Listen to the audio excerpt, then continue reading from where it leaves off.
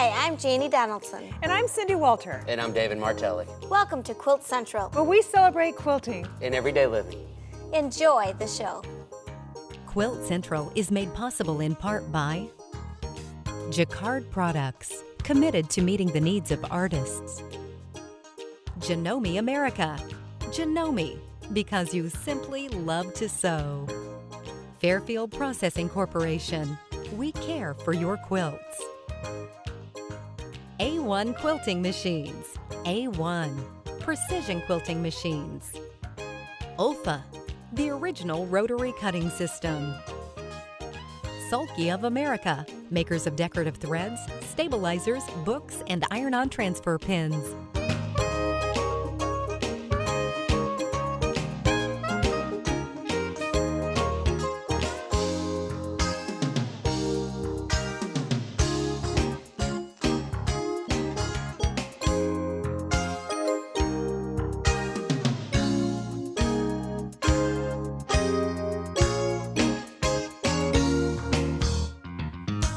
Welcome to Quilt Central, celebrating quilting and everyday living with your hosts Janie Donaldson, Cindy Walter, and David Martelli. We all love fabrics, and today we have with us Jennifer Morrow, designer. Hi, Jennifer. Hi, Janie. What have you brought to teach us today? I have brought so much. I just wanted to tell you guys how wonderful quilting is, and it all starts with the fabric. You're kind of a quilt addict then, just like the rest of us. I only started a year and a half ago, and I have already made over 100 quilts. And you have your own line of fabrics. I do. I design a few fabrics, and in that I learned so much about how fabric is made and why some fabrics stretch on us and others don't. You must be very creative, and I don't know how you do so much. You have a family and kids and just everything, and here you are designing. Well, let's see a little bit about what you have. Well, I wanted to show you guys artwork, or fabric always starts with the artwork. And I wanted to show you the last line of fabric that I designed and will be out very soon. It all starts with a simple sketch. And in that sketch, just like coloring in your coloring book, anybody can do this. It isn't something special. And I just submitted this piece of artwork, and I'm so excited. But I had a few revisions I needed to make. And it's after this, it will be digitized. That is really cute. I will then be able to get to overlap any of the confetti over the balloons, make it look a little more 3D, and then it will be worked into many different colorways, not just the ones I draw. Okay. I like a little juvenile print. And another, just a similar line. Oh, and that is just so charming. And you can see how it's worked into the 3 different colors. It is bright. And what makes the difference in the fabrics too? Do you have a way of selecting what that gets printed on? Sure. So after it's all digitized and it goes to the engravers, then it goes to a manufacturing plant and they split it into its colors. And you've probably seen these dots on the selvage of fabric before. We always see the dots. And it's a great tool to use to match to your other fabrics, but the manufacturers didn't plan it that way. Well, that's what the quilters always say, is it's just for them. Of course, of course. Everything's always for us. Once those colors are picked, then that's for this one. You can pick different colors and put them in the same screens. And these are actually, all your cottons are silk screened in huge plants. So you may have seen t-shirt silk screening. They're in 12 by 12 plates or 16 by 16. These are actually 6 foot by 4 foot. Oh my goodness. They're gigantic. And before everything is done, it's done on a small test piece. That's called a strike-off. Mm-hmm. And then it goes for final printing. Oh my goodness, quite a process. It is. So after it's printed, though, it still has to be finished. Otherwise, it feels like starched linen. Yes. And I just want to give you a piece of finished goods and the hand on that. The hand is how soft it is. It is very soft. There's many different types of finishing. There's many finishing plants around the world. And it's a combination of chemicals and heat that give it that feeling. So one of the things you'll always notice, though, is that some fabrics feel a little bit thinner and some feel thicker. Right. And that has to do with the raw goods. And there are different raw goods. And if they're How do printing, they decide what they're going to print on?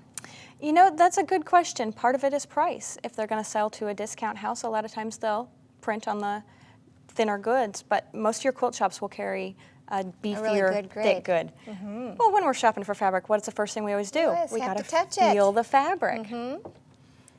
So that's how fabric's made. Wow, that is interesting. And printing technology has come a long way in the past couple of years, and you can see here the detail in the lines. I and know, the they have really design. learned to give depth to what you're looking at, to shade things just right. Well, and as an artist, you can do anything in 32 million colors, but they can only print in 18. So not everything that is made into artwork can be printed on fabric. It's just absolutely gorgeous. Oh, a coordinating piece. Yeah. How fun. That would be fun to cut. You could do a lot of things with that. Well, let's see a little bit about what you have here. Tell us about these. Design goes much further than just the fabric. You know, once you get a quilt or some fabric, it also dictates the... This looks like thread. Doesn't And it look it's not, embroidered? Right? Isn't that it's so really easy? cut from a print. That's this amazing. was such an easy... And, well, you got to play with the rhinestones. That's always Yes, fun. everything has to have a little bit of glitz to it. That's right. And the pillow? The pillow actually goes with the quilt on the wall. This is simply a bargello. Yes. Cut on the 45 to make a mitered edge. Oh, right down the middle. And it gives you that effect. My. And how about this one? This is actually called avant-garde. It's a twist quilt, and you simply twist from one into the other. Wow. All strip pieced, easy to do. Colors can do a lot. It's just beautiful. Oh, the quilting. Quilting is absolutely gorgeous. Wait till you see how easy this is. I just traced the flowers in the fabric. Oh, I see. How about this? Oh, this has got some confetti on it too. Well, this is one of those, when I got the fabric, I looked at the fabric for a while and I said, oh my gosh, what am I going to do with that? And this finally dictated what to make the quilt, and it turned out wonderful. Got a lot of compliments on this one. Oh, these are just gorgeous. I hope we'll see more of your line of fabrics coming out every year. Thank you, Janie. And now join Cindy and I in Pittsburgh at Quilt Market.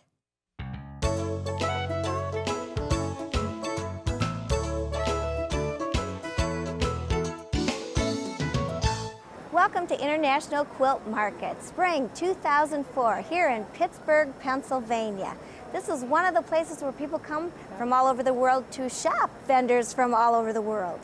Not only quilt shops and stuff, but there's also manufacturers here introducing some of the new products, exciting tools for all of us, and the distributors buy them and the quilt shops buy them too. This is a wholesale show. Yes, people aren't actually taking the product home today, they're just placing their orders. Yeah. And we're standing here in this beautiful quilt show. There's several different quilt shows here. This one is the Gallery of Quilt Art 2003, and the quilts in here are made from people all over the world. One of the things I still love about Quilt Market is their educational program. They have Schoolhouse, and it's one of the places that I can go and still learn new and unique things. Right, you'll recognize our next guest as the author of Jacket Jazz, a very talented seamstress, but she plays an important part here. Let's hear from the Director of Education, Judy Murrah. International Quilt Market will be 25 years old this fall. We are really proud of the show. I hope you enjoy seeing it in the background. It's bustling, and teachers and shop owners are downstairs shopping and finding all the newest product. They've been to classes for 2 days already. We had the school market our first day. We have 3-hour, 2-hour, 1-hour seminars for shop owners and their teachers, plus our Take and Teach, which are hands-on classes. For the 25 years that we've been doing International Quilt Market, we have had classes. It has been a very important segment of our quilt market. We pride ourselves in that we were one of the first to offer education at a trade show, and it has been popular since the day we started. And we can't do it, and the reason we can't do it is we use an outside fund. One of the things that we love about International Quilt Market is that we get to see our friends. So we're standing here at the Free Spirit Fabric booth where we have Donna Wilder. And I sure am glad that Donna retired from TV and went into the fabric business, because I love my job. Okay. And there's various ways that you can stitch it down, and you can look at all the samples too. And it allows you to do scrapbook pages or to make wonderful framed photographs. And that's just, you need to do it like this. It's just a piece of fabric with a photograph mounted on it. You can stitch on it, which makes it wonderful for scrapbooking to use the machine stitching. You just press it out, and then you'd put fabric on top, right sides together, sew right around, flip it inside out, and then you'd come up with your bag.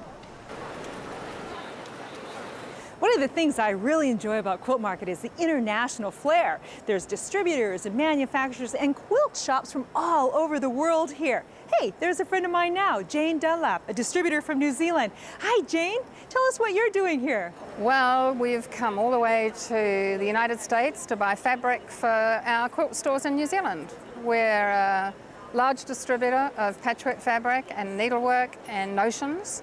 And unless we come to market to bring back the products, our country is so small, of only 4 million people, where they don't get to see things. So we have to come over here and have a good look around.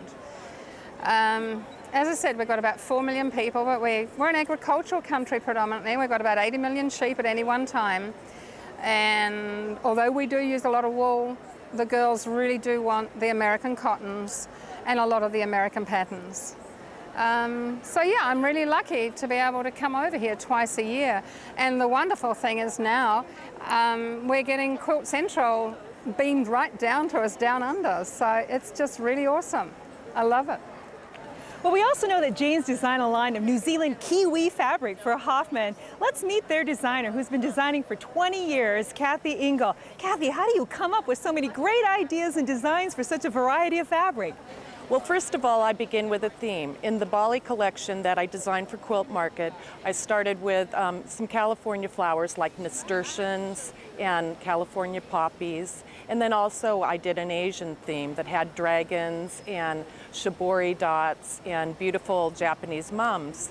From the wet print designs, I always start again with a theme, like prairie flowers. I started with a light, a medium, and a dark. Well, Hoffman has given me the diversity to design everything from children's prints to flowers to the Bali line. And I feel really lucky to be an artist and a designer.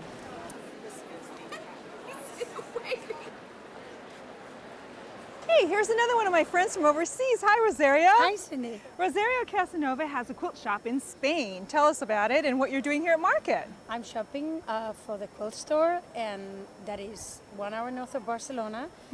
And well, looking at all the new things here. Oh, great. How many bolts of fabric about? Like, what's a quilt shop in Barcelona like? Well, it's about 1,000 bolts. Yeah.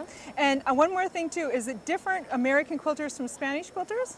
They're more traditional because this is a new hobby there, and they're starting with traditional quilting. I understand, and I know you have another job. Yes, I also write for the Spanish Guild magazine. And how do you say that in Spanish?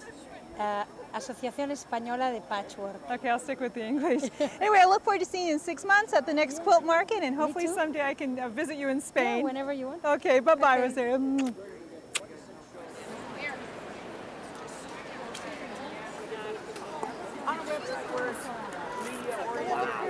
It's a She's so cute. Oh, wow, that's so cute. Oh, look at this. That is so pretty. What's this one? What is that? It's a cell phone holder. see. I think maybe we'll Look at cute.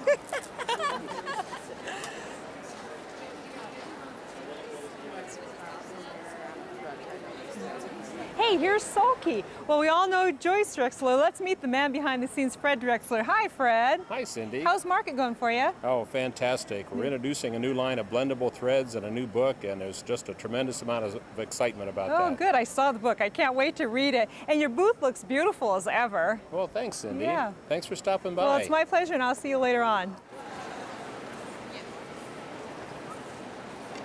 It's been a wonderful 3 days here at the International Quilt Market in Pittsburgh. Yeah, it's a fascinating city. And I did read in 1753 that a frontiersman brought George Washington here to the place where three rivers converge, the Monongahela, the Allegheny, and the Ohio. They also call it the City of Bridges, and its wonderful architecture is inspiring to the quilters. So I sure hope we can come back. Now, most of you viewers probably won't have a chance to come to a wholesale show like the International Quilt Market, but I do want to encourage you to go to the International Quilt Festival.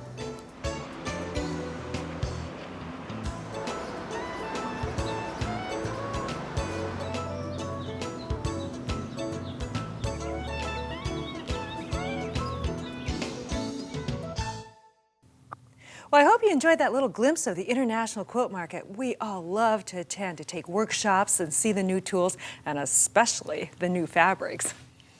Today we're going to talk about fabric challenges, and we have with us Marinda Stewart. Hi, Janie. How are you? I am good. Cindy, David, good to be here. Hi, Marinda. I've always been so fascinated by the different fabric lines. What exactly is a fabric challenge? Well, a fabric challenge is basically where a group of quilters has been given either a single fabric or a group of fabric and notions, whatever, to work with, and they have to create a project against certain guidelines with the products that they're given. Well, how did they start with our contemporary quilters now? I did the first quilt challenge that I know of in 1985. I did it in Cincinnati, Ohio at Quilt Market. And I worked with a manufacturer of fabric and batting, and then worked through Quilt Festival to do it. It was an invitational challenge. It was wearables. So I picked very generic fabrics, classic little calicos in navy and white. There had to be some quilting in it. 75% of each garment had to be made out of the products that I gave them. Wow. And they could only add 25% of their own things. And you would think that things would all look the same, and yet every single project was different. There was some tight perimeters there that they had to say. A good challenge, as I came out of the art world, a good challenge is designed to put you in a box, but there are enough loopholes in it that if you look for them, there's a way out of the box. And it's designed to really stretch your creativity. So how do you think they've evolved to the ones we see now? They've evolved in a lot of different ways. What's currently happening in challenges is generally it's a fabric manufacturer that will pick a particular dramatic fabric from their fabric line and then put that out there as a challenge fabric. You have some pieces you brought too? Yes, I did. I brought pieces from the first challenge that I did. That's the white dress with the purple flowers on it. And what I had done, which is an idea I got from Joan Schultz, who's a fiber artist, in a quilt show that she did, is I had each of the artists send me, along with the completed garment, pieces that they worked with, either drawings while they were working with their creativity or leftover scraps of piecework and a photograph, and I assembled all of those into a companion collage so that whoever was looking at the exhibit got a chance to see a tiny window into the artist's creativity and their process for creating the piece that they did. How exciting. Quilt Central is also going to offer a challenge. You'll be able to learn more about it on quiltcentraltv.com. That's going to be wonderful. Your viewers will love that. Is there something that they get if they're chosen the best one? They'll get a chance to show the winner on Quilt Central. Oh, that's incentive. As always, it's been a wonderful pleasure having you. Thanks again, Marinda, for Thanks, coming. Dave. It's always nice to initiate a new quilter into all the things that go on in the quilt world. Fantastic.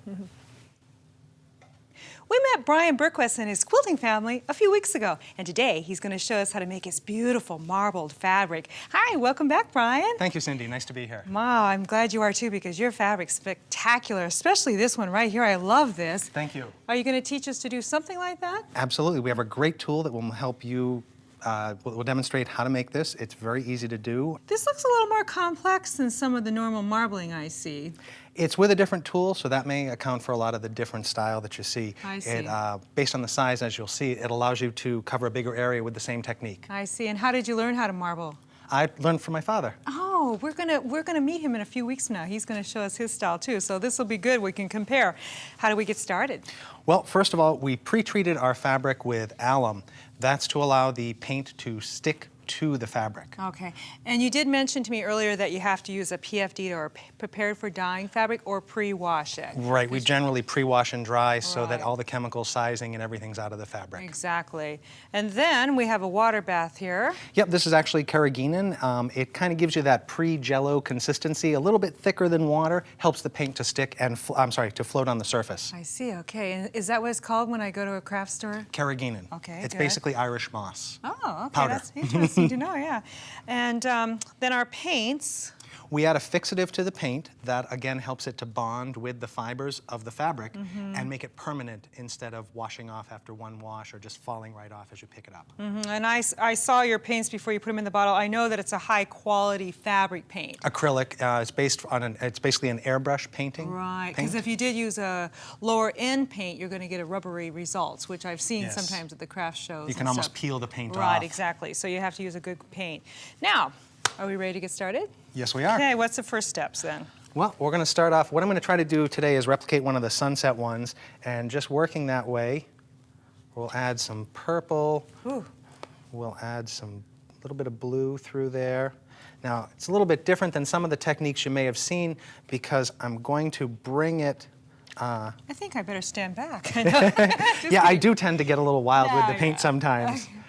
What I'm going to do is swirl it all together as we get closer and closer in the color palette here. Okay. And bring it down.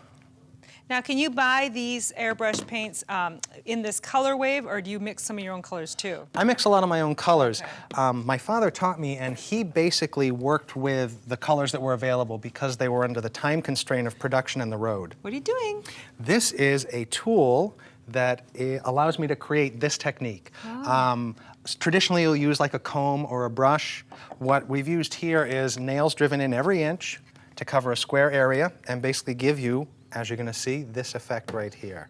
Now I know this one was custom made and you can't buy it, but could I make my own just with a few nails and a piece of wood or something? Yes. You're saying? I like the acrylic here because I can see through it, so I can see just how much I'm swirling the colors. And the nice thing too is, as I look there, tell you what, why don't we add a little bronze in through here, just to highlight it. Wow. So you're making a sunset, how pretty. Yeah, that's unique because normally in marbling we see more of a all over color scheme instead of a landscape type scheme. Yes. Beautiful. Ooh. Now what we're going to do is, if we can grab that piece of fabric, Okey-dokey. if you'll take one end, I will take the other. We'll lay it nice and taut in here.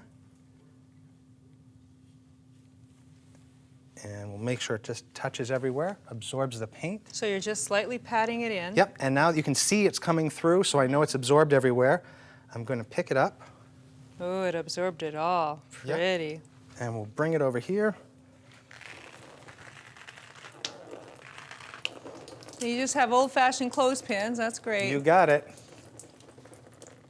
And because there is a little bit of excess paint and liquid on here, what I'm just going to do is take some regular, just water in a spray bottle. Okay. If I can get it to spray. Kind of rinses off all those extra chemicals, huh? Yeah, just a little bit, and sometimes there'll be little puddles of paint that you want to just get off.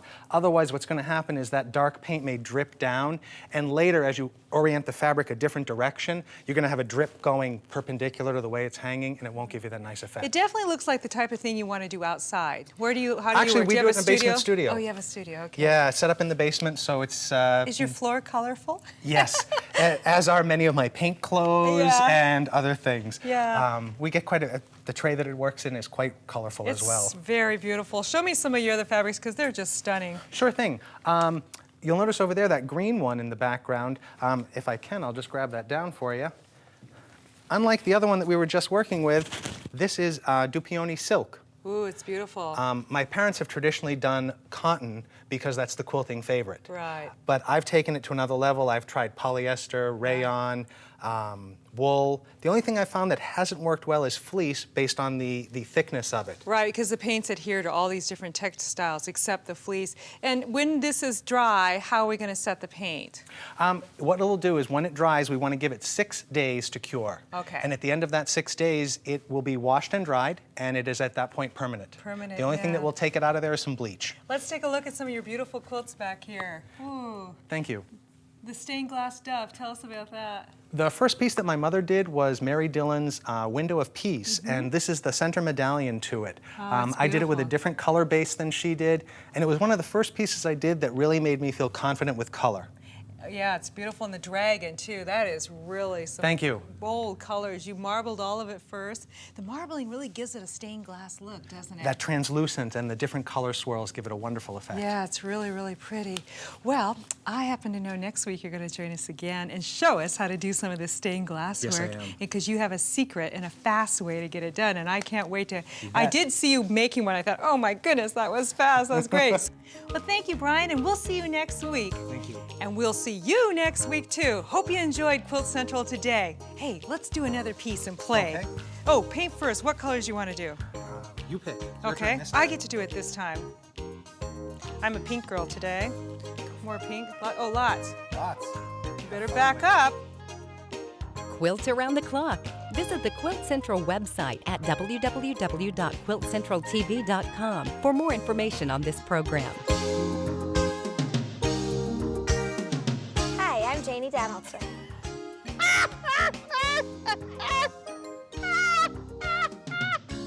I'm so sorry. That hamster was running, boy. Oh my God, I'm so sorry. That was so funny. We met Brian Bergquist and his quilting family a few weeks ago, and today he's going to show us how to make his beautiful marble fabric. I just spit that out, sorry. We met Brian Bergquist and his quilting family a few, okay? Yep. Quilt Central is made possible in part by Jacquard Products, committed to meeting the needs of artists. Janome America. Janome, because you simply love to sew. Fairfield Processing Corporation. We care for your quilts. A1 Quilting Machines. A1 Precision Quilting Machines. Ulfa, the original rotary cutting system.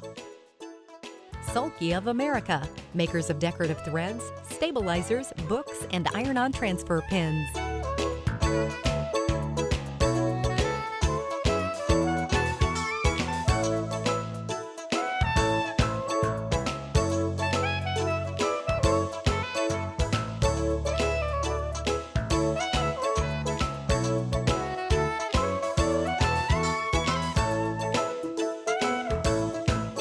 We are celebrating quilting in everyday living by offering you the new educational beginner kits. You may call toll-free 1-866-PADUCA or visit www.quiltcentraltv.com.